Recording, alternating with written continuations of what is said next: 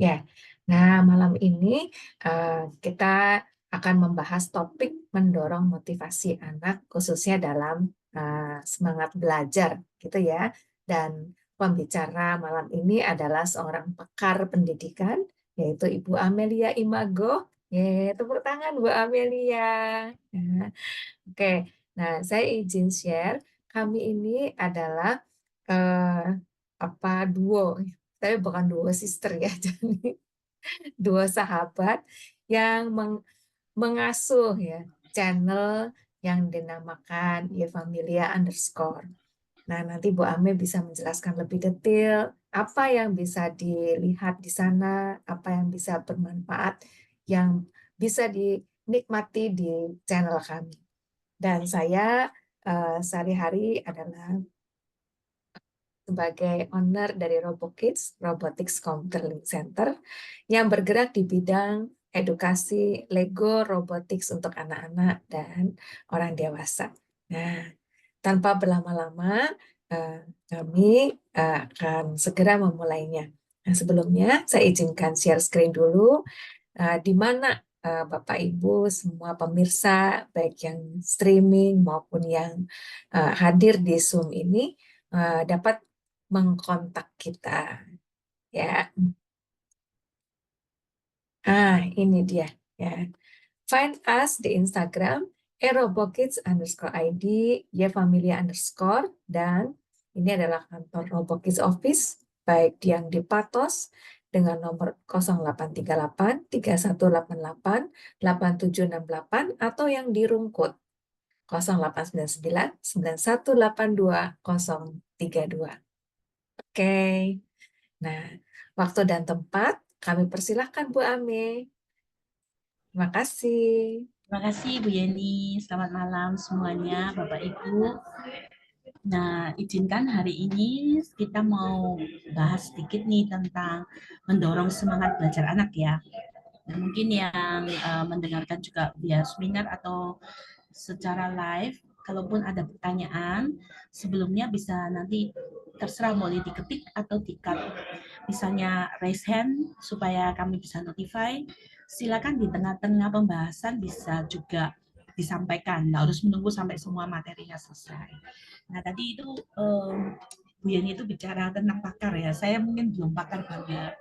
Tapi karena kami berdua ini betul-betul punya beban untuk pendidikan, jadi kami ini sering diskusi, sering memikirkan materi apa ya sebenarnya bisa dibagikan untuk membantu pendidikan dan juga untuk konseling keluarga secara keseluruhan.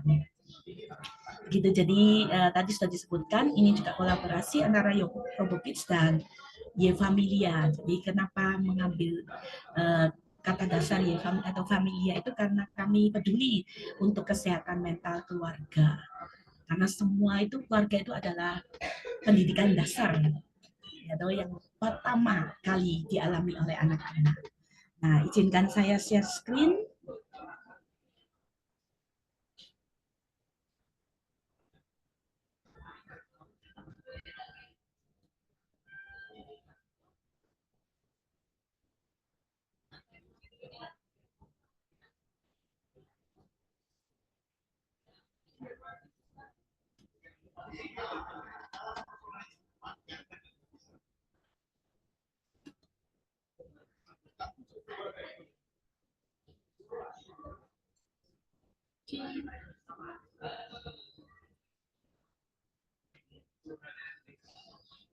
Ya, baiklah.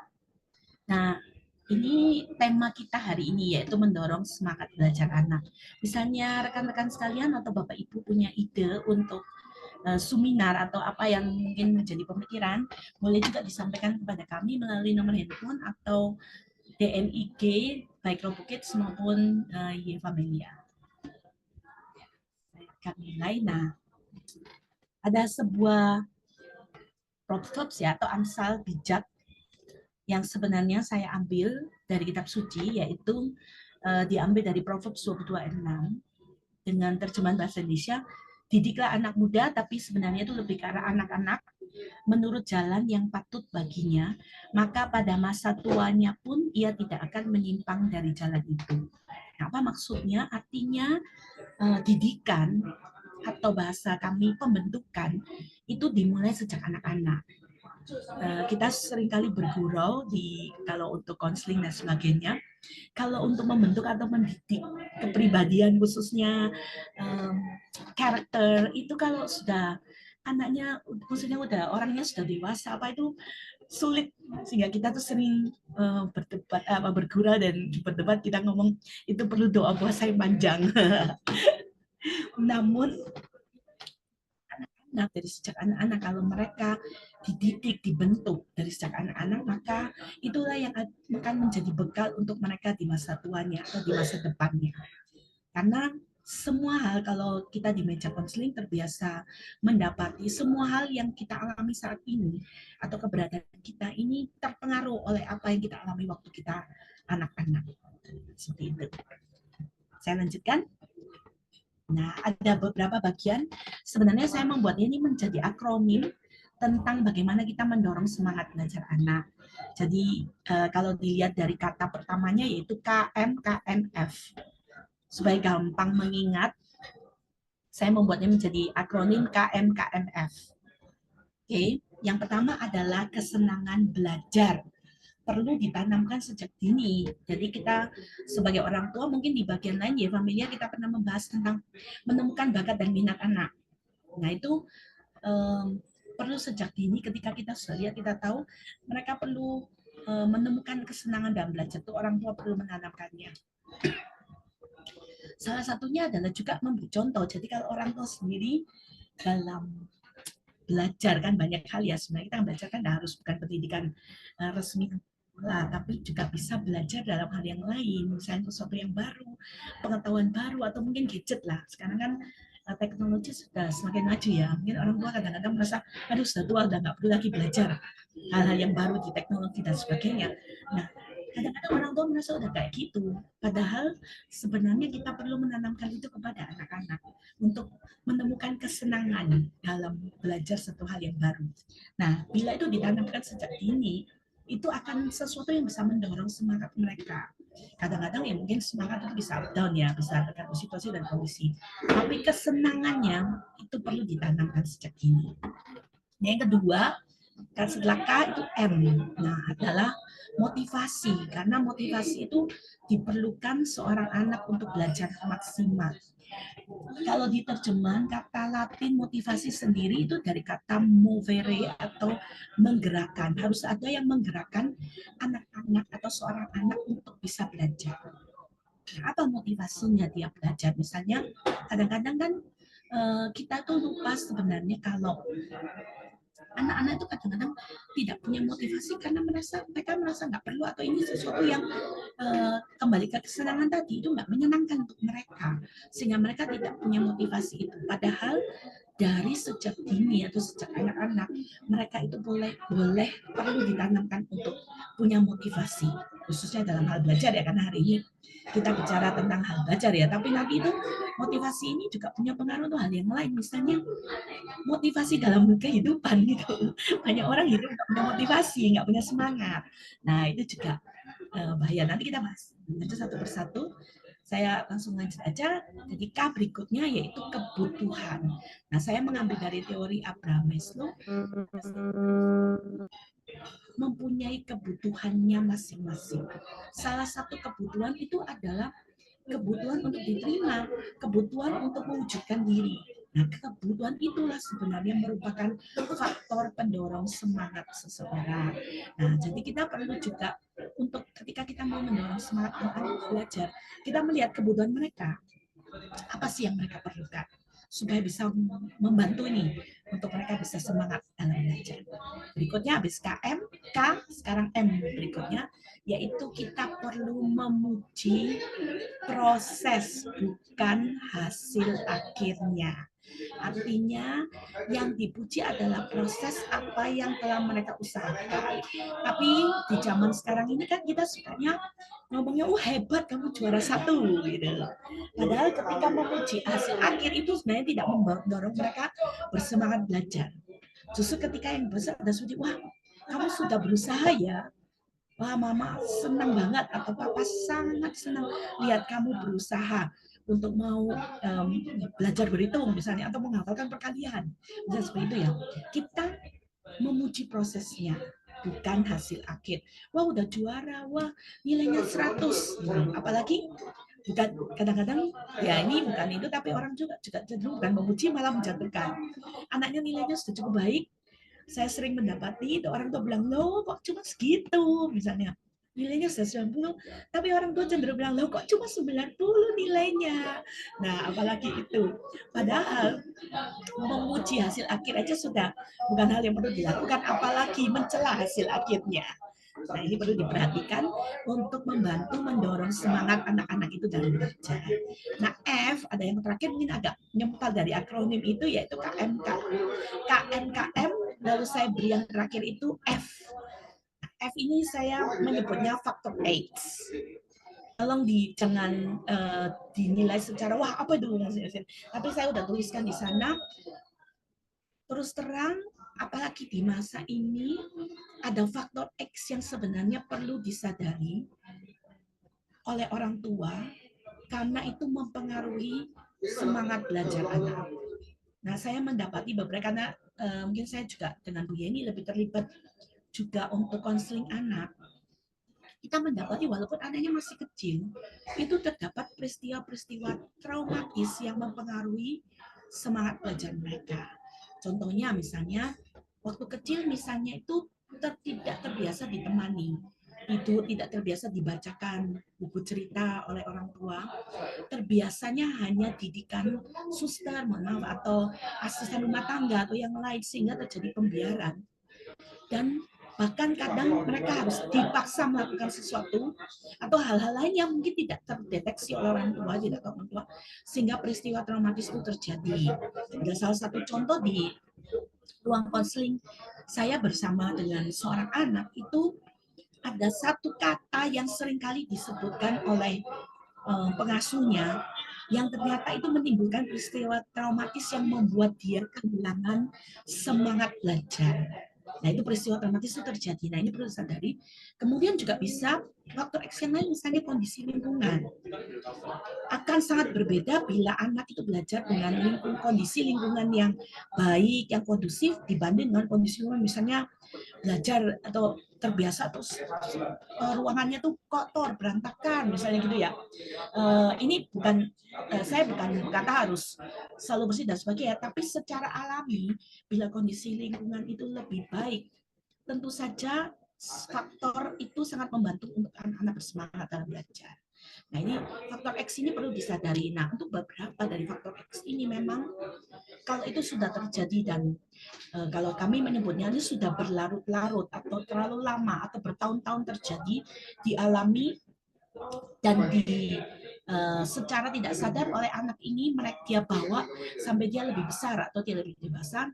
Nah, ini memang butuh bimbingan atau konseling untuk membantu anak ini menemukan jalan keluar untuk membantu dia kembali dalam bersemangat belajar. Nah, saya juga sering juga membantu konseling khususnya untuk anak-anak yang punya masalah dalam kelemahan untuk belajar di sekolah, misalnya hasil studinya tidak sesuai dengan harapan yang pertama, atau yang kedua tiba-tiba dari awal mungkin dari kelas 1 SD atau dari dia TK sampai dengan kelas 3 itu dia baik-baik saja, tiba-tiba kelas 4 terjadi sesuatu sehingga dia beberapa orang tua itu bilang dia hampir tidak naik kelas. Nah, ini faktor X ini juga dalam proses konseling itu memang akan ditemukan peristiwa-peristiwa traumatis atau kondisi yang ternyata itu sangat berpengaruh terhadap anak-anak.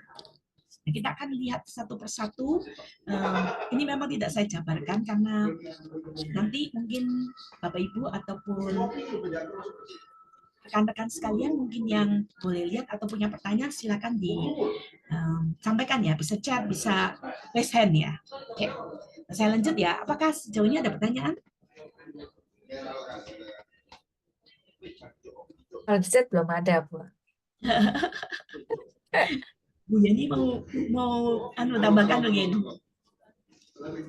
Ya, mungkin dari saya ada beberapa ya, 3 hal lagi yang saya dapat dari bukunya Peter Westwood. Dia seorang associate professor ya Ayo, Onet. dari University uh, di South Australia dan Hong Kong. Kebetulan beliau juga pengajar dari berbagai level usia. Nah, beberapa hal yang bisa mendorong semangat anak belajar. Yang pertama itu adalah self-esteem. Bagaimana kita membangun dulu kepercayaan diri anak. Nah, itu tadi Bu Ame betul tuh, dengan memuji ya, itu self esteem bisa terbangun. Lalu juga dengan memperhatikan kebutuhannya dan dia merasa dihargai. Nah, itu juga membentuk self esteemnya. Lalu faktor yang kedua adalah self efficacy atau rasa kebermampuan diri. Nah, self efficacy ini itu didapat dari belajar ya tentang sesuatu, menguasai skill atau mungkin keahlian atau mungkin apa ya dari aktivitas yang dilakukannya. Nah, kalau seseorang itu apalagi seorang anak itu berhasil menyelesaikannya dengan baik ya, diberi pujian, merasa puas, nah itu menjadi satu milestone atau pijakan yang dia bisa jalani dan mungkin dia bisa ulangi. Nah, kalau kegiatan itu berulang, satu kemampuan itu akan menjadi kemampuan yang menetap atau keahlian yang menetap menjadi suatu kompetensi nantinya. Nah, yang ketiga self-worth, kebermaknaan diri. Nah, apabila seseorang itu sudah memiliki kedua hal yang tadi, kepercayaan diri, lalu juga kebermampuan diri, maka dia akan merasa menjadi manusia berharga. Jadi akan semangat terus untuk belajar. Itu aja, Ami. Oke. Oke, thank you Bu Yeni untuk tambahannya. Nah, itu sebenarnya kalau tadi rekan-rekan sekalian lihat itu sebenarnya sudah kita gambarkan juga di pembahasan ini dan saya akan bahas satu persatu dalam sisi yang lebih jelas, artinya dari sisi anak-anak ya. Ntar saya lihat ada chat kelihatan apakah ada, oh belum, saya kira ada pertanyaan. Oke, nah saya akan bahas dari sisi bagaimana anak-anak memandang, artinya saya mau mengajak rekan-rekan sekalian untuk ada di level pemikiran anak-anak untuk dalam hal membantu untuk mendorong semangat belajar mereka. Jadi kita mau menurunkan level kita nih, karena kan anak-anak belum pernah jadi orang dewasa ya, tapi orang dewasa sudah pernah menjadi anak-anak. Jadi kita melihat nih, kalau dari sisi level anak-anak dalam hal untuk mendorong semangat belajar. Nah, yang kita lihat ya, yang pertama adalah yang tadi kalau yang sudah hafal akronimnya itu kan ada KMKMF ya. KMKMF. Nah, K1 itu saya sebutkan di kesenangan itu menjadi K1. Yang kedua M1 motivasi, yang ketiga K2 kebutuhan, yang keempat itu M2 itu memuji, dan yang terakhir itu F1 yaitu faktor X tadi. Nah, kita melihat yang K1. Nah, ini saya sekali lagi yuk kita menyelami level pemikiran atau dunia anak. Yang K1 tadi bicara tentang apa? Ada yang masih ingat? Nggak apa-apa kalau sudah lupa, nanti boleh nonton lagi YouTube-nya. Nah, Iya, K1 adalah kesenangan. kesenangan. Kesenangan belajar. Saya pakai istilah bahasa Inggris biar keren ya, rekan-rekan sekalian dan Bapak Ibu, yaitu the joy of learning. Nah, dalam the joy of learning ini, itu kita mau menyelami pola pikir anak. Kita mau membantu anak itu punya pemikiran bahwa belajar itu asik dan menyenangkan. Karena dengan ini, mereka akan lebih punya semangat belajar. Jadi, salah satunya adalah gini, dengan membantu anak untuk beraktivitas. Jadi orang tua wah saya sibuk, saya nggak punya waktu. Nah, tolonglah dikasih waktu, karena bukan berapa lama waktu itu diperlukan, tapi seberapa berkualitasnya waktu kita bersama dengan anak, gitu ya. Nah, jadi ambil waktu lah, satu hari beberapa menit. Saya suka ada beberapa orang tua yang sungguh-sungguh komitmen ya, walaupun bekerja sampai malam, sebelum itu mereka selalu ambil, mungkin sebelum tidur 15 menit itu bermain bersama anak-anaknya. Main apa ini kira-kira? Bermain apa saja. Nah, jadi dia bermain apa saja. Jadi entahlah, baca buku bersama, main play itu, mainan yang udah diberikan untuk anaknya dan sebagainya. Itu orang tua bermain bersama sambil belajar. Nah, kita udah pernah juga bahas ini di pertemuan sebelumnya di Ye Familia, kontennya Ye Familia, yaitu juga tentang belajar itu menjadi sesuatu yang menyenangkan ketika orang tua itu juga mengajak mereka bermain sambil belajar itu. Artinya itu bukan berupa tuntutan ya, ayo belajar. Kalau nggak belajar nanti nilaimu jelek loh ya. Nanti kamu dapat berapa? Kamu jadi apa nanti kalau kamu nggak belajar? Biasanya kan itu, kalau apalagi mama bilang, aduh miss, sudahlah lebih baik saya ancam aja anak saya supaya mereka bisa belajar. Sekali lagi hati-hati, karena belum tentu itu adalah solusi terbaik. Nah, yuk, yang pertama kita mau membuat anak itu punya pola pikir ini, menyelami mereka dan berpikir, wah ternyata belajar itu asik ya, belajar itu menyenangkan ya buat saya. Nah, misalnya sambil dengan bermain, artinya mungkin 15 menit katanya, wah cepet ya. Enggak juga, ternyata 15 menit itu bisa menjadi waktu yang berharga sebelum tidur, misalnya gitu. Terus bacakan cerita. Nah, cerita itu adalah satu proses belajar ya. Kadang-kadang cuma baca gitu mungkin nggak menyenangkan, tapi orang tuh bisa membuatnya jadi sesuatu yang menyenangkan. Atau juga misalnya melakukan role play sebelum tidur, misalnya pura-pura nih, pura-pura ya, misalnya mama ini jadi ratu, papa jadi raja, kalian jadi apa nama princess atau prince-nya, nah gitu. Nah itu juga bisa bentuk, kita ngomong, misalnya ini mau membuat mereka bisa apa belajar bahasa gitu. Kita kita ini bisa membantu anak-anak dalam hal itu untuk kenapa kita bantu, misalnya, oh ya kalau mama jadi ratu, tapi bicaranya harus berbahasa Indonesia ya, atau berbahasa Inggris.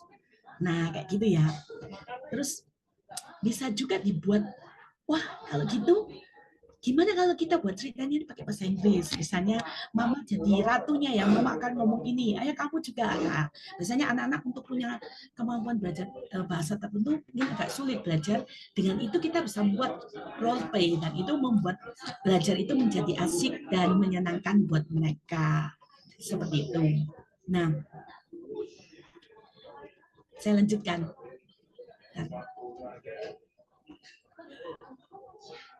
Oke, yang berikutnya itu adalah M1. Nah, M1 tadi apa ya? Masih ingatkah? Motivasi. Motivasi. Masih.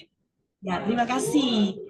Motivasi. Oh, M1 adalah motivasi. Nah, jadi mari kita bantu anak-anak ini dengan supaya itu pola pikirnya gitu. Wah, apa yang harus saya bantu supaya anak-anak ini bisa punya pola pikir that I can do it. Yaitu belajar itu bisa aku lakukan sendiri. Nah, saya punya salah satu metode yang saya pakai untuk membantu murid saya supaya mereka bisa belajar mandiri, yaitu dengan memberikan jadwal, membantu mereka untuk menyusunkan jadwal. Tapi bersama anak-anak, artinya bersama dengan anak, kita tuh menyusunkan jadwal. Misalnya, besok ini ada apa? Ya, gitu. Atau minggu depan ada apa ya yang harus, misalnya ulangan. Kalau di sekolah kan misalnya sudah ada tes ini atau ini. Nah, lalu kita itu bisa bilang sama anak, ayo ini misalnya di 1 minggu ini, kira-kira kamu mau taruh, kamu belajar ini di mana jadwalnya. Terus apa yang kamu mau lakukan? Lalu pakai cara apa? Nah, ada satu murid saya yang sangat audio, artinya dia tuh sangat mudah menghafal bila dia tuh mendengar suara. Artinya itu dibiasakan. Lalu saya mengusulkan, menurutmu apa yang kamu melakukan? Terus dia bilang, I think I will record suaraku sendiri, terus nanti tak putar-putar supaya bisa ingat. Dan saya bilang, oh ya boleh. Nah, dengan itu mereka akan termotivasi untuk belajar.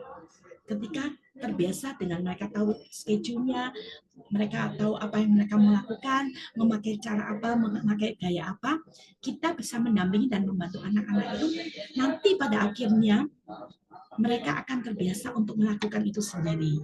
Nah, ini pembiasaan ya, kita boleh pakai kata pembiasaan, itu sangat penting. Itu M1. Lanjut ya, tadi udah K1, K1, M1. Nah, berikutnya sekarang kita masuk K2. K2 adalah, ada yang masih ingat? Kebutuhan. Ya, terima kasih. Ya, terima kasih untuk jawaban. Nah, K2 adalah kebutuhan, artinya manusia itu akan termotivasi atau bersemangat ketika dia memahami bahwa ini adalah berupa kebutuhan. Berupa kebutuhannya. Artinya gini, orang yang nggak punya uang itu selalu akan termotivasi atau semangat untuk mendapatkan uang itu ketika dia menyadar aku butuh, aku perlu ini, gitu ya. Itu menambah semangat atau pembelajarannya. Nah, K2 itu adalah menemani anak membuat goal setting atau tujuannya. Misalnya gini, kadang-kadang orang tua ataupun pendidik itu kadang-kadang berpikir anak-anak tuh nggak bisa diajak diskusi. Which is saya nggak setuju, dan kami juga nggak setuju, karena anak-anak walaupun dia di usia dini sekalipun di usia playgroup ataupun TK, dia itu bisa diajak diskusi. Mungkin hal-hal diskusinya sederhana ya, nggak perlu misalnya diskusi tentang politik atau diskusi tentang perang yang terjadi antara ini dan ini gitu ya, nggak usah sampai segitunya. Tapi anak-anak tuh bisa diajak diskusi hal kecil, misalnya hal yang sederhana. Saya suka mengajak anak-anak untuk yang lebih usianya lebih dini ketika untuk bicara atau konseling, karena mereka kan mungkin tidak terlalu bisa mengekspresikan dengan bahasa ya yang lebih gampang. Itu saya selalu mendiskusikan dengan memberikan pilihan. Nah, ini sama. Ketika yang kedua yaitu kalau mereka tahu ini adalah kebutuhan mereka, karena mereka harus tahu goal setting-nya. Artinya tuh pada akhirnya belajar ini akan membuatku apa. Misalnya, nanti anak-anak juga bisa didampingi ya untuk bisa mengisi sendiri ya. Anak-anak bisa didampingi untuk itu. Jadi misalnya goal setting-nya itu apa? Misalnya kalau belajar ini saya kasih contoh kata ini tuh jadi belajar matematika misalnya akan membuatku apa. Nah, murid saya itu karena terbiasa membuat goal setting, ada beberapa juga murid saya itu selalu menanyakan gini, Miss, akhirnya kan anak-anak kritis ya, mereka selalu bertanya kayak gini, Miss, kalau aku belajar math, aku belajar matematika ini, itu nanti kalau aku besar itu kira-kira nanti aku pakai apa enggak? Nanti aku pakai jadi apa, Miss, kalau belajar tentang misalnya kemarin itu yang tanya sama saya itu dia belajar tentang apa namanya diameter lingkaran. Terus dia tuh tanya, emangnya I don't want to become saya nggak mau jadi arsitek, Miss. Saya nggak mau jadi apa namanya orang teknik dan sebagainya. Kenapa saya harus belajar diameter lingkaran ini? Katanya gitu. Kenapa saya harus membelah lingkaran ini menjadi dua? Kadang-kadang muncul hal kritis. Nah, itu justru menarik. Kita bisa mendampingi anak. Ayo, menurutmu kalau kamu belajar ini akan membuat kamu apa? What is the goal setting? Ini akan membantu apa? Nah, dengan itu akan membuat mereka lebih termotivasi dalam belajar. Lanjut ya, setelah M1, K1, M2, K2. Nah, sekarang yang terakhir, yang mungkin hurufnya beda sendiri, yaitu F. Yang saya sebut tadi, oh sorry, ini M2. Maaf. Berkelompatan. M2 dulu. Nah, M2 yaitu nice try. Kalau tadi di bagian depan itu adalah memuji proses. Nah, kami itu sebenarnya punya sebuah pemikiran, yaitu tentang anak-anak itu kadang-kadang perlu melihat dirinya. Kenapa proses yang dipuji? Karena mereka itu perlu melihat dirinya tuh, apakah ini sudah baik, apakah ini sudah maksimal, apakah ini sudah kulakukan yang lebih baik. Nah, jadi itu kami biasanya menggunakan, kalau di area pendidikan kami menggunakan kata refleksi. Dan itu bukan hanya kalau orang dewasa, ada beberapa itu kan tidak terbiasa ya untuk merefleksikan, tapi anak-anak kalau dari kecil, dari sejak kecil mereka terbiasa untuk merefleksikan. Jadi mereka tuh bisa membantu untuk merefleksikan dan melakukan segala sesuatu lebih baik, khususnya dalam proses belajar. Makanya kita memuji proses, bukan memuji hasil akhir. Atau sekali lagi yang tadi saya sharingkan, bukan mencela hasil akhirnya. Jadi kalau misalnya saya mencoba ini, misalnya dia belajar misalnya matematika lah, gitu ya, yang gampang ya, itu kan yang exact, maksudnya yang betul-betul angka pasti ya, nilai pasti dan sebagainya. Misalnya mereka bicara, oh ya, wah hitunganmu sekarang sudah lebih banyak ya, kamu sudah bisa menghitung misalnya bilangan puluhan dan satuan, misalnya gitu. Nah, kira-kira kamu sudah bisa hitung lagi tambah atau enggak? Nah, mungkin kita bisa menjadi, jadi ini bisa kamu coba lebih baik lagi enggak? Misalnya perkalian, nah itu kan kalau di sekolah mungkin dikasih tabel perkalian, anak-anak disuruh ngafalin. Tadi beberapa kali saya kasih contoh ya, mungkin membuat itu menyenangkan. Kalau kita kembali di awal, membuat itu menyenangkan dengan nyanyian, karena ada sekarang tabel perkalian nyanyian, ya bisa dilihat di YouTube Bapak Ibu. Itu bisa dilihat di YouTube, ada nyanyian untuk tabel perkalian, bisa membantu mereka. Nah, dengan mencoba ini, anak-anak itu dengan ketika kita menguji proses, maka belajar ini bisa kita coba menjadi lebih baik lagi. Saya langsung lompat ya kepada yang bagian F, atau faktor X yang tadi saya sebutkan. Ups, sorry. Nah, bagian F atau faktor X itu adalah karena tadi saya sebutkan mungkin kadang-kadang ini perlu untuk juga melakukan konseling, tapi tidak selalu semua akan begitu.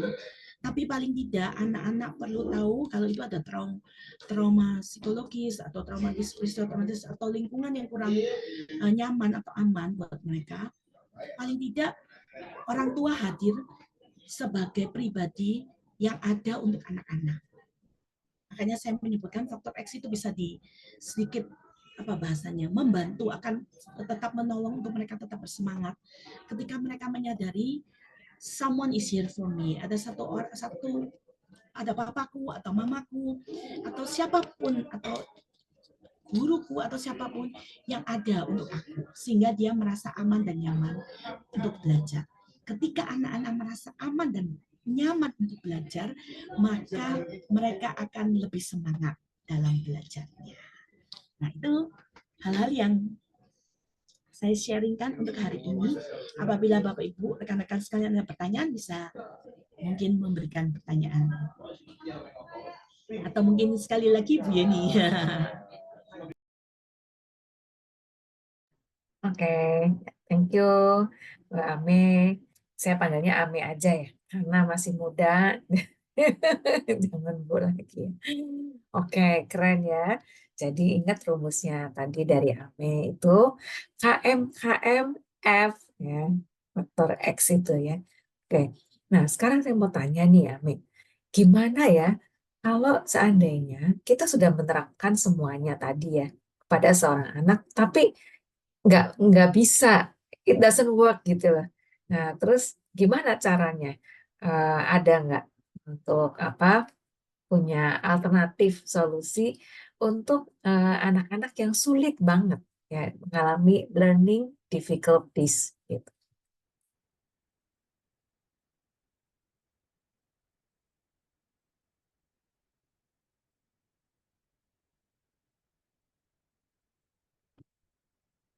Halo? Oke.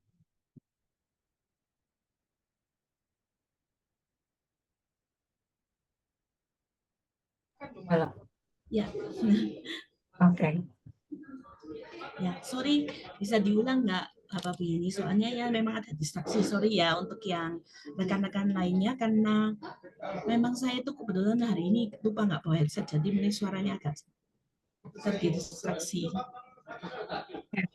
Oke. Ya, Gimana Ame kalau misalnya mengatasi anak-anak yang punya kesulitan belajar ya, meskipun kita sudah terapkan tadi cara-cara yang sudah diberikan. Nah, apakah ada tips dari Bu Ame untuk anak-anak yang mengalami ini learning difficulties ini? Ya, baik. Nah, learning difficulties itu faktornya beda-beda ya. Jadi intinya kalau memang itu yang saya bilang tadi sejak dini ya, kalau misalnya itu dilihat orang tua bisa mengamati dan membantu, alangkah lebih baik. Tapi biasanya guru akan menyampaikan ini pada orang tua. Learning difficulties ada beda-beda. Pertama mungkin bisa jadi karena tidak ada semangat ya, karena ada beberapa faktor yang tadi saya bilang mungkin kondisinya nggak aman atau nyaman dan sebagainya. Tapi ada juga mungkin yang difficulties karena dia itu gaya belajarnya juga berbeda. Dia bukan punya gaya belajar yang artinya tuh dia punya bukan gaya belajar yang terbiasa diterapkan. Kalau kita perhatikan pendidikan mungkin lebih banyak ke satu arah ya, dan lebih ke arah audio misalnya kayak gitu. Tapi kadang-kadang dia punya gaya belajar misalnya kinestetik. Sehingga kalau dia nggak eksplor, dia nggak bergerak, dia tidak bisa melakukannya. Nah, yang berikutnya juga ada faktor yang hal yang lain. Nah, kalau ini bisa dicari tahu lah, artinya ya cari tahu itu pasti akan membantu mereka untuk semangat belajar. Nah, tips yang gampang adalah yang pertama sih itu tadi yang saya itu kan, buatlah suasana belajar itu menyenangkan untuk anak-anak. Karena mohon maaf ini kadang-kadang kita juga sebagai pendidik jujur ya, kadang-kadang anak-anak itu enggak mau belajar karena mungkin gurunya nggak menarik, atau orang tua kan sebagai guru di rumah itu nggak menarik gitu loh. Jadi buatlah itu sesuatu yang menarik buat anak-anak. Mereka masih levelnya anak-anak, levelnya masih bermain, bukan harus untuk menekuni atau menghadapi perjuangan hidup para orang dewasa. Jadi ajaklah, membuatlah proses belajar itu menjadi sesuatu yang menyenangkan. Itu sih tipsnya dari saya, Bu Eni. Ya, oke. Ya, jadi Bapak Ibu, Bro and Sis, mungkin Bapak Ibu guru yang ada di sini juga, ya kita bikin suasana belajar itu yang heboh gitu ya, Amin ya. Jadi anak-anak juga tertarik ya untuk bisa terus bisa konsentrasi. Oke. Dan zaman sekarang kayaknya kan kita juga mesti lebih aware dengan cara berpikir anak-anak yang begitu beragam ya. Dan juga ada banyak juga individu yang mungkin memiliki specialties ya, yang disebut diversity. Nah, itu juga perlu, tidak bisa satu metode untuk semua kayaknya. Jadi kita benar-benar mesti secara khusus untuk memperhatikan mana yang pas dan bisa diterapkan untuk seseorang. Dan apa yang pas untuk seseorang belum tentu pas untuk orang lain. Oke, nah mungkin dari Bapak Ibu guru di sini, Bro and Sis, atau mungkin Bapak Ibu orang tua, ada yang ingin bertanya, ya silakan bisa raise hand. Ya, nah itu dia, Bro Tio. Silakan Bro Tio. Ya, di unmute. Malam Bu Yeni dan Bu Ame. Ya, Ini malam. mau tanya, anak saya kan kebetulan untuk masih PKA ya.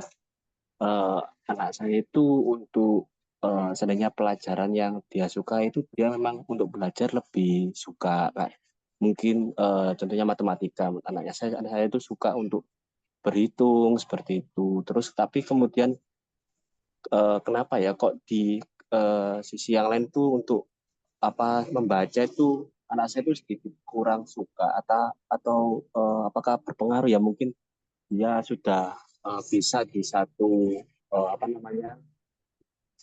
bidang, kemudian di bidang lainnya dia itu sedikit kurang suka karena belum bisa. Terima kasih. Ya, kasih. Silakan kami jawab dulu. Ya, terima kasih untuk pertanyaannya, Mbak Tio. Jadi gini, itu kita kalau biasanya mengenalnya itu sebenarnya ada multi ya, artinya keahlian yang multi dimensi ya, which is untuk setiap anak yang satu dengan yang lain itu berbeda. Nah, ada anak kalau kita mengamati perkembangan anak itu bisa, misalnya ada anak yang bicara dulu sebelum dia bisa berjalan. Itu kan dari bayi ya. Ada anak yang bisa merangkak duluan sebelum dia bisa duduk, malah dia bisa merangkak, misalnya gitu. Proses itu ada yang berbeda-beda. Termasuk nanti di dalam proses belajar, ada yang kalau matematika angka ini dia suka, tapi kalau bahasa, wah ini gimana. Nah itu sebabnya makanya orang tua hadir untuk mendukung dan membantu mereka.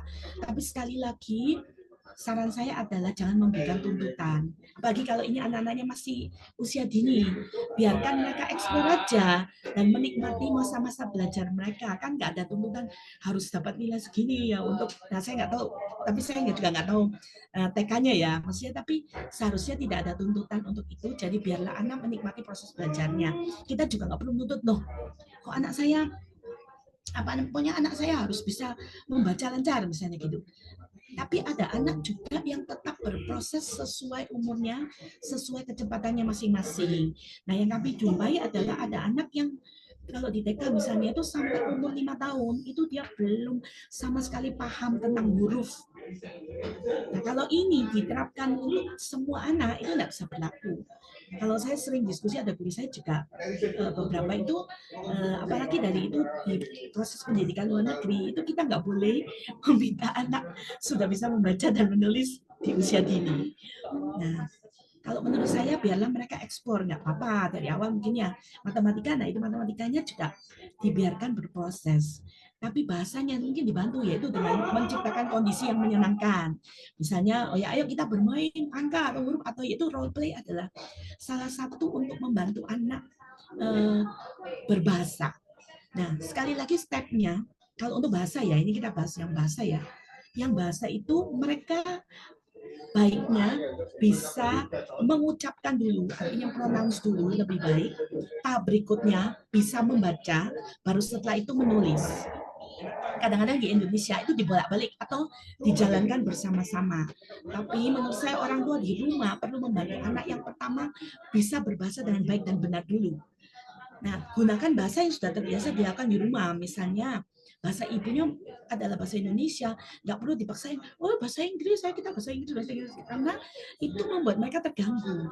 Nah, kalau di sekolah, terus sekolah kan banyak, misalnya penggunanya bahasa Inggris, sekarang kan banyak sekolah yang bilingual ya, nggak apa-apa, yang di rumah ditanamkan dulu berbahasa, misalnya orang tua, ya kami punya kemampuan bahasa Indonesia, jadi pilih mari berbahasa Indonesia yang baik dan benar di rumah, dan itu melakukannya dengan menyenangkan, yaitu misalnya yaitu bermain role play. Jadi orang tua bukan, nih mohon maaf ya, ini bukan berarti nggak boleh bahasa Jawa atau bahasa Surabayaan kayak gitu, tapi karena yang mau menekankan pada anak karena dia mengalami kesulitan bahasa dan itu perlu dibantu.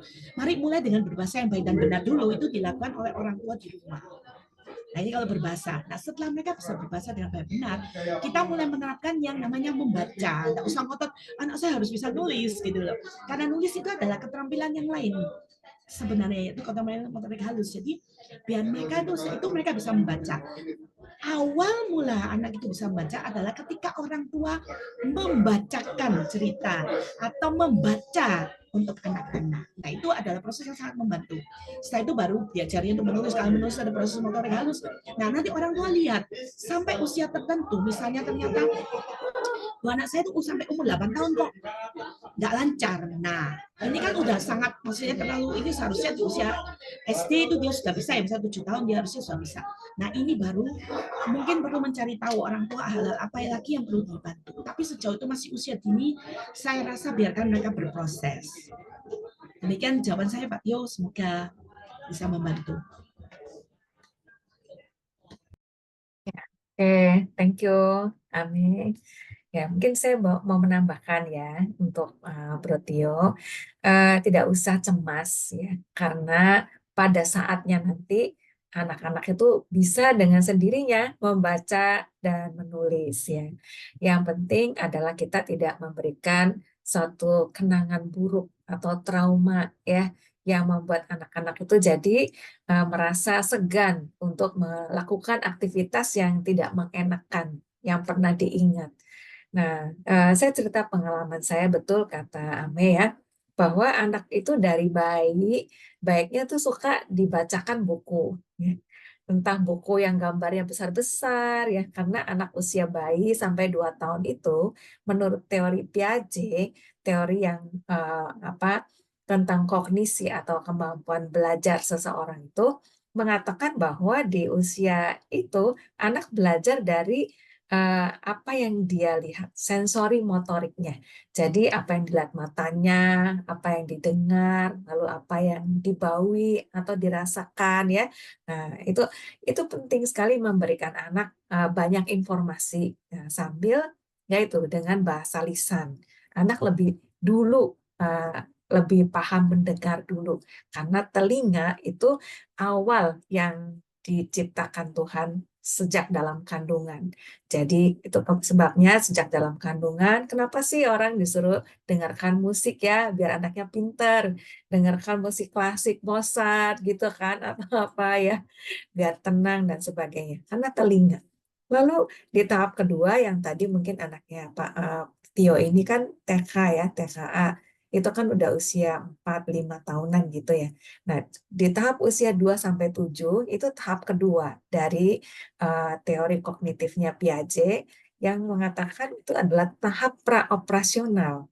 Nah, di situ memang yang mudah dipahami adalah berbagai gambar. Angka itu kan gambar ya, lalu berbagai bentuk-bentuk itu gambar. Nah, kalau berupa teks, nah itu kan butuh suatu kemampuan kognisi yang lebih tinggi. Karena kalau teks itu kan sudah kompleks ya. Kalau gambar kan enggak ya. Contohnya misalnya dimulai saja dengan mengkombinasikan gambar dan hurufnya. Contoh ya yang sering saya mainkan zaman dulu itu misalnya makanan kesukaannya apa? Contoh misalnya apel. Apel itu huruf depannya apa? A gitu ya. Oh ya, nanti dikasih bentuk A-nya aja.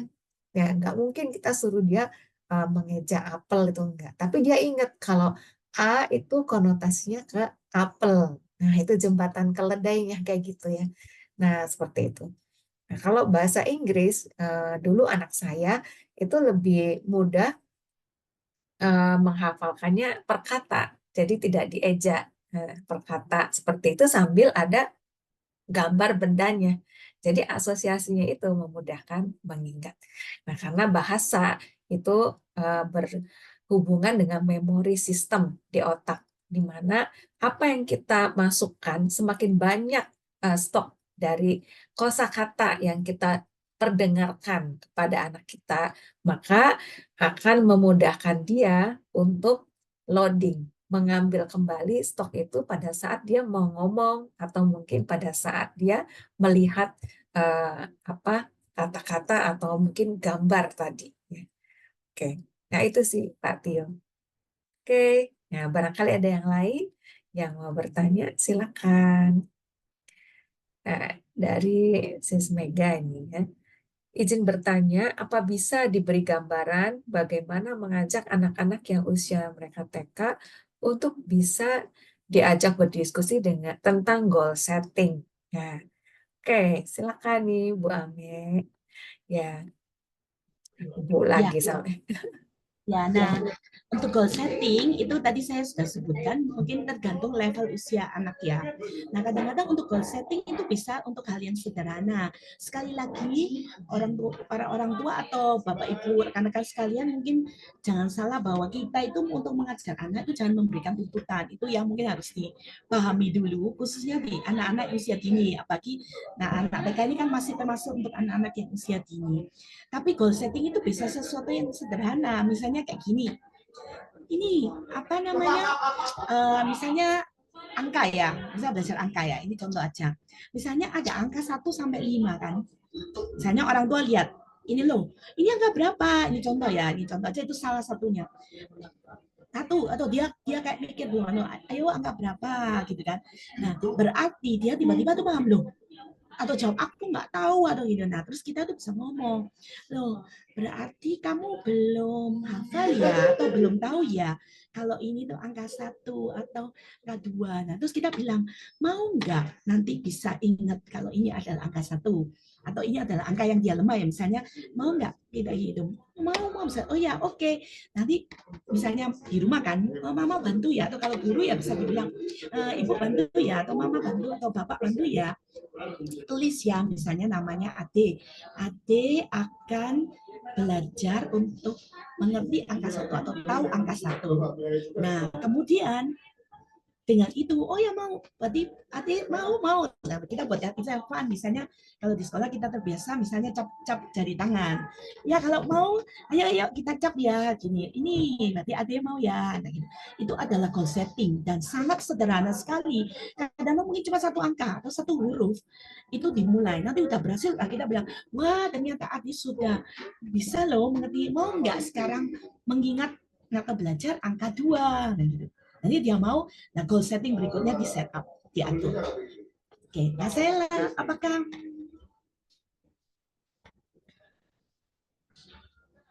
Oh, oke, ini pertanyaannya dari yang lain, mohon maaf, dari Pak Daniel. Nah, itu sih kalau dari saya untuk Bu Meka. Oke, ya semoga menjawab ya, Bu Mega, Sis Mega tepatnya ya. Nah, mungkin kalau dari saya gini, yang simpel itu, kalau misalnya Sis Mega mengajar anak-anak TK, kita nggak perlu pakai bahasa yang tinggi-tinggi ya tentang goal setting. Kita ajak aja anak, gimana kalau kita selesaikan ini dulu ya, nanti setelah itu selesaikan apa. Nah, itu kan ada checkpoint-checkpointnya ya. Jadi habis ini ngapain, habis itu ngapain. Jadi kayak anak-anak tuh dipandu seperti itu. Ada suatu arahan, tidak tidak apa tanpa planning kayak gitu. Nah, cuman bukan anak-anak yang memplanning, kita orang dewasa yang mengarahkan. Oke, ya. Lanjut nih, Ame, Pertanyaan dari pertanyaannya. Pak Daniel, kelihatannya Bu Yeni nih yang bisa menjawab. Iya, ya. Oke, saya mencoba menjawab ya Pak Daniel, karena saya juga belum baca tentang penelitian yang valid ya berkaitan dengan musik. Nah, sebenarnya apakah mendengarkan musik pada anak dianjurkan untuk memberi stimulasi pada otak? Kalau bagi saya pribadi, yes. Ya. Kalau pengalaman saya pribadi, ada. Waktu saya mengandung anak pertama, sejak bayi usia masih beberapa bulan ya di dalam kandungan itu, saya selalu rutin memperdengarkan musik klasik untuk dia. Waktunya kapan? Anytime. Anytime saya ada kesempatan, musik klasik itu diperdengarkan. Ya, dan terutama malam waktu tidur, dia ditemani musik klasik itu. Dan bagi anak saya yang pertama, ternyata musik ini menenangkan. Nah, dia bisa tidur dengan tenang, anaknya nggak cranky, dan luar biasa. Ternyata memang betul waktu dia umur 3 tahun, dia sudah bisa membaca loh. Jadi saya juga heran, cepat sekali, dan waktu tes IQ pun IQ-nya superior kayak gitu. Nah itu, jadi memang ada dampaknya dari musik itu. Lalu berapa lama ya itu tadi disesuaikan ya. Nah karena itu nanti akan juga menolong ini ya, otak itu kan bekerja dengan gelombang juga ya. Nah, jadi kalau misalnya musik itu bisa membuat anak-anak bisa lebih tenang, bisa lebih merangsang untuk sinaps itu bisa lebih aktif untuk menghasilkan aliran-aliran energi di otak. Oke, semoga menjawab ya. Kalau penelitiannya saya mohon maaf belum baca ya, kevalitannya sampai di mana. Oke, Bu Yeni, iya Pak eh, Daniel. nambah pertanyaan dikit. Itu untuk dengerin musik itu kalau malam waktu tidur didengerin kayak cuman berapa menit atau berapa jam gitu atau diputar terus sampai besok bangun pagi gitu. Kalau saya waktu itu ada kumpulan lagu-lagu itu ya, kita putar ya sampai pagi Pak, gitu. Oh, oke. Heeh. Ya, Jadi nggak dengan usah keras-keras ya, lembut aja, lembut iya, supaya supaya nggak terlalu berisik kayak gitu. Kalau Bapak suka mau coba, ada lagunya yang apa ya? Dulu saya dikasih sama teman saya dari Singapura itu Baby Shooting Night atau Baby Active gitu. Nah, kalau siang saya stylenya Baby Active, kalau yang malam Baby Shooting. Tuh. Oh iya. Oke. Putra putra Bapak usia berapa? Kalau yang anak pertama ini umur 5 tahun, yang Heeh. lahir ini, ya ini masih menunggu, tinggal seminggu dua Oh, minggu lagi lahir. iya. Oke. Gitu. Iya, iya. Ya, Oke. terima kasih Bu Ya, Yeni. thank Untuk you. Mbak Yeni, saya tambahkan sedikit, tapi nggak perlu merasa bersalah kalau seandainya, waduh anak pertama saya sudah terlanjur nggak saya dengerin Heeh. musik, lalu anak keduanya mungkin karena masih ada waktunya belum lahir saya dengerin sih. Itu untuk anak-anak stimuli itu masih bisa terjadi, tapi memang ada masanya itu di periode golden age kita sebutnya, itu lebih maksimal. Tapi bukan berarti setelah lewat golden age stimuli tidak bisa diberikan, masih tetap diberikan. Sama ketika kita orang dewasa pun belajar mungkin tidak maksimal seperti waktu kita masih anak-anak ya, daya serapnya, daya ingatnya, tapi masih bisa diberikan. Jadi ya ini cuma tambahan supaya nggak terlalu merasa bersalah. Wah, terus sudah lanjut anak saya nggak saya dengerin musik klasik misalnya gitu. Iya. Siap. Aman. Ya, dan nggak usah khawatir juga Pak Daniel bahwa otak kita itu sifatnya plastis, jadi bisa ada kemungkinan untuk berkembang. Nggak apa-apa. Yes. Oke, Ya. kita Terima lanjut ya. kasih. Thank you. Lanjut ya, Ame. Ini dari Ya, Budian. ya. Izin bertanya, apakah diperbolehkan memberikan hukuman atau reward untuk meningkatkan semangat anak? Misalkan baru selesai bikin PR, nanti bisa dapat es krim. Atau misalkan kalau tidak selesai bikin PR, tidak boleh main game. Itu punish and reward ini ya. Punishment and reward. Gimana tuh? Baik, saya jawab ya, Budian. Sebenarnya sejujurnya ini masih banyak di dunia pendidikan pro dan kontra mengenai hal ini. Tapi bila saya harus menjawab dan bertanya kepada saya tidak mendukung punishment and reward. Artinya, sekali lagi tadi saya sudah sebutkan di pembahasan, pujilah prosesnya. Dan karena menurut saya, anak itu jangan distimuli dengan, ini menurut saya ya, sekali lagi masih proses and kontra sekali di dunia pendidikan. Karena nanti ini akan pengaruh di masa depan, nanti di masa bagaimana dia menghadapi kesulitan. Nah, itu ada dua, karena setiap orang ini punya, bahasa saya apa ya, coping mechanism atau reaksi, setiap anak itu akan punya reaksi yang berbeda terhadap punishment maupun reward. Which is kita nggak tahu itu akan efektif atau tidak untuk satu anak dengan anak yang lainnya. Misalnya gini, ternyata waktu saya memberikan reward itu berdampaknya positif atau bagus untuk anak saya, tapi belum tentu itu bisa untuk anak ibu seperti itu. Dan itu juga sebaliknya, kalau punishment itu ada anak yang misalnya kita aja orang yang zaman dulu ya didikannya itu kan mungkin didikannya lebih ke arah punishment ya, kamu akan ini dihukum, apalagi di sekolah dulu metodenya kan gitu, nakal dalam tanda petik ya, nakal dihukum dan sebagainya. Bereaksinya itu terhadap kita yang sekarang dewasa ini bisa jadi berbeda-beda setiap orang. Nah, saya bukan, kalau itu ditanya kepada saya bukan pendukung reward and punishment, tapi ada yang memang mendukungnya, dan khususnya orang tua juga berpikir itu jalan yang paling gampang untuk membantu anak-anak bikin PR-nya selesai, ininya selesai, dan sebagainya. Nah, saya lebih percaya kepada proses, walaupun kelihatannya proses itu akan lebih lama. Kalau saya dibilang gitu. Jadi saya memang tidak mendukung kalau anaknya selesai bikin PR itu lebih baik dikasih hadiah. Ataupun kalau nggak selesai itu dihukum nggak boleh main game. Nah, proses kayak misalnya main game, itu adalah proses yang harus diberikan orang tua sebagai peraturan di rumah, bukan konsekuensi dari tidak melakukan sesuatu dan sebagainya. Kecuali kalau kita sering di familia, kecuali itu kalau anaknya sudah beranjak dewasa atau remaja, itu ada kesepakatan. Misalnya mama atau papa berharap ini kepada kamu, inilah yang mama papa harap bahwa kamu akan melakukan hal ini. Bagaimana menurutmu? Kamu setuju? Kamu mau nggak, bersedia nggak melakukan ini? Kalau tidak, apa konsekuensinya? Itu dibicarakan di anak remaja ya. Tapi kalau untuk anak-anak yang usia dini, menurut saya kita tidak perlu memberikan ini, karena anak usia dini itu adalah masa di mana mereka akan berespon itu dengan hanya apa bahasanya, seperti spons yang meresap.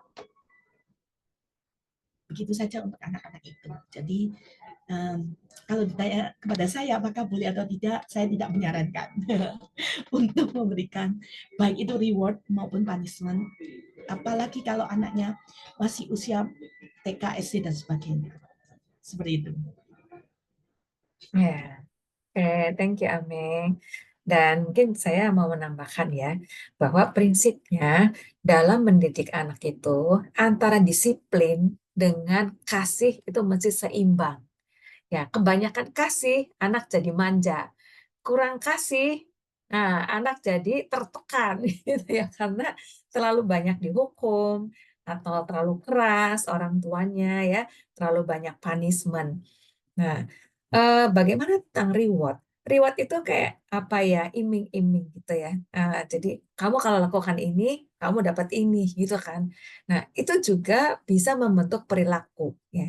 Apapun yang kita lakukan terhadap anak kita, itu membentuk perilakunya. Nah, perilaku ini kita mau bawa kemana? Apakah dia itu orang yang akan menjadi mau melakukan apa saja asal ada reward yang worth it gitu ya. Itu akan kebawa sampai dewasa juga. Semakin dewasa, dia menuntut reward yang semakin tinggi nilainya. Kalau enggak, dia enggak akan menggubris. Nah, itu seperti candu ya. Itu bahaya.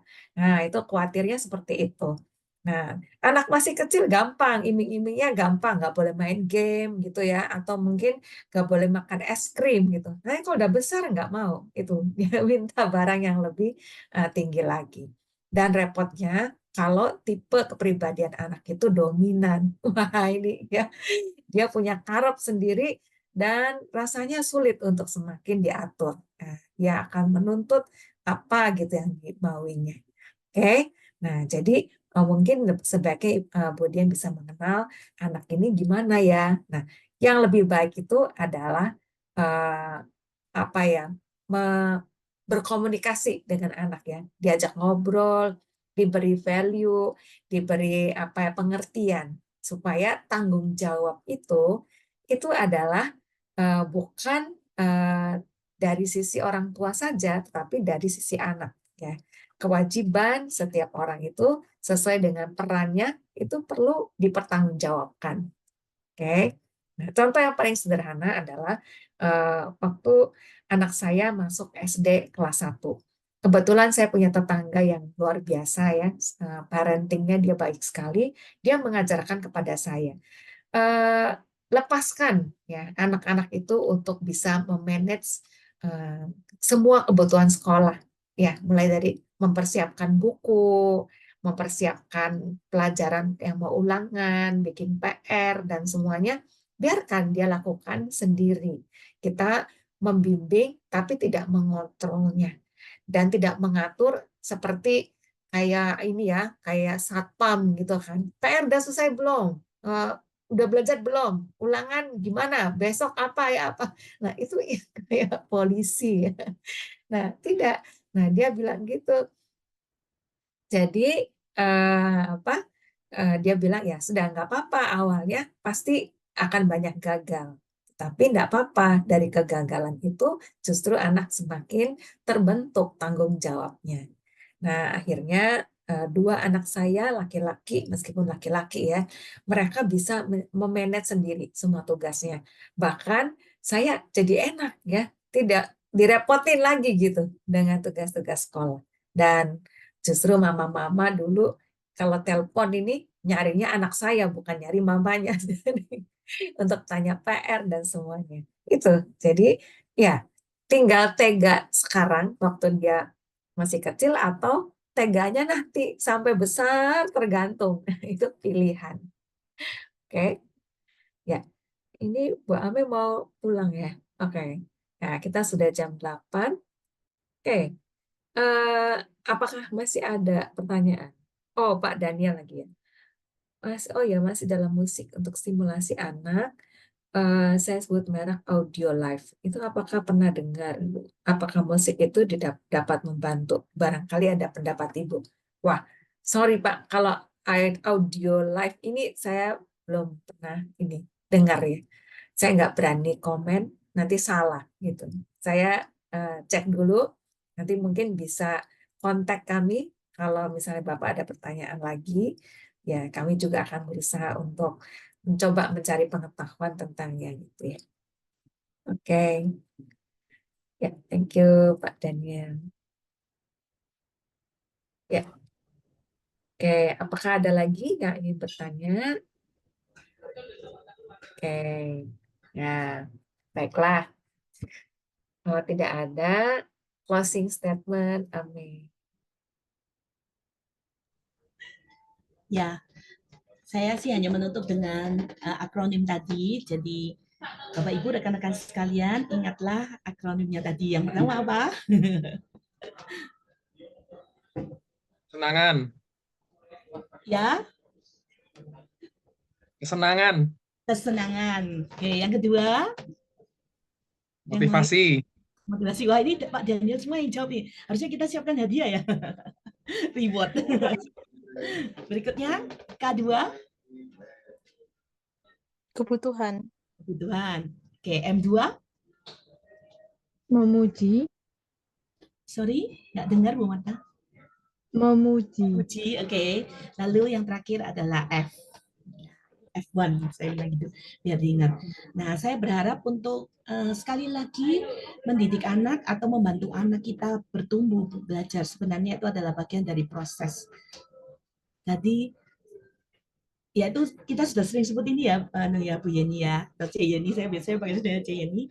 Semua itu adalah proses, artinya tidak ada keluarga yang sempurna, tidak ada orang tua yang sempurna, tidak ada guru yang sempurna juga di dalam mendidik atau membesarkan anak. Kan mereka adalah manusia, ciptaan Tuhan yang unik dan spesial. Artinya itu sudah tidak bisa dipaksakan satu anak dengan anak lain harus semua standarnya sama dan sebagainya. Mungkin kami memberikan sedikit tips-tips, tapi belum tentu itu bisa diaplikasikan semua untuk anak-anak Bapak Ibu atau rekan-rekan sekalian. Jadi marilah berproses, karena bukan kita nggak menyebutkan ini kata benar atau salah, tapi marilah berproses supaya bagaimanapun kita memberikan yang terbaik dan membantu anak-anak kita untuk bertumbuh lebih baik. Itu sih. Oke, terima kasih. Dan dari saya,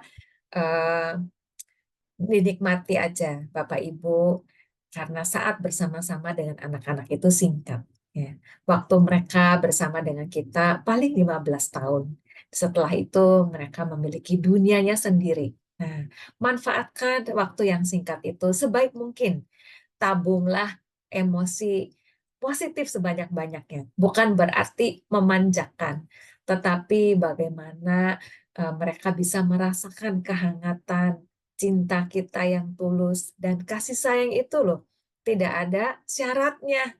Jadi kalau misalnya kita mengasihi mereka, ya kasihanlah apa adanya dengan keberadaan mereka. Tidak ada tuntutan apapun. Dan dalam prestasi, ya, satu hal, izinkan mereka mengalami kegagalan. Ya, kegagalan itu adalah satu pembelajaran yang bisa membawa mereka kepada kesuksesan, di mana kesuksesan yang kuat fondasinya, daripada sukses tanpa fondasi. Nah, itu bahaya. Sekali gagal, hancur total. Oke, nah kapan dimulainya? Sejak anak-anak kecil. Ya, tidak usah takut untuk bereksperimen dan mencoba berbagai hal yang positif untuk anak kita. Karena dunia anak-anak sekarang itu sangat berbeda dengan dunia kita dulu. Mereka adalah generasi Z yang sehari-hari mereka adalah netizen, ya, dan sehari-hari mereka tidak lepas dari gadget. Seperti ikan ya dalam akuarium, atau yang boleh dibilang itulah mereka ya, tidak bisa hidup tanpa internet dan gadget. Jadi bisa kebayang gimana menderitanya ya kalau mereka dijauhkan dari airnya. Ya, bijaksanalah dalam segala hal dan tidak ada satu yang tepat ya untuk semuanya. Semuanya spesial. Oke, terima kasih Bapak Ibu dan Bro and Sis yang sudah bergabung. Semoga bincang-bincang malam ini bisa menambah pengetahuan dan berguna. Sampai jumpa bulan depan di seminar kolaps antara Robo Kids dengan Ye Familia. Ya, terima kasih, selamat malam. Tuhan memberkati. Bye. Saya akhiri Zoom-nya. Ya, terima kasih. Terima kasih, Bu. Terima kasih, Bu Terima kasih, Bu Yani.